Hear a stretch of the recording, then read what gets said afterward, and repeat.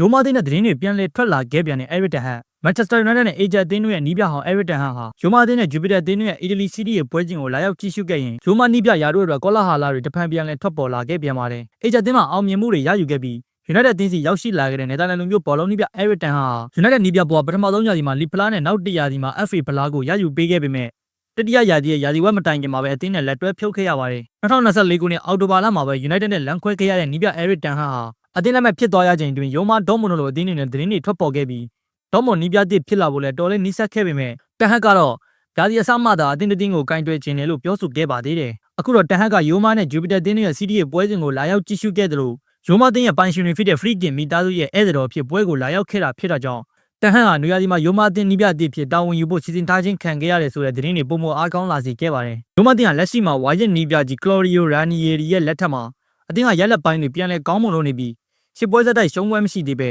9ပွဲဆက်ထိအနိုင်ရထားတာကြောင့်ချန်ပီယံလိဝင်ခွင့်အတွက်ပါခြေနေကောင်းမွန်လို့နေပါတယ်။ဒါပေမဲ့အသက်83နှစ်အရွယ်နီးပြကြီးကရိုးမားအသင်းကိုအခုဘောလုံးရကြီးအကုန်ထိတာကင်တွယ်သွားမှာဖြစ်တာကြောင့်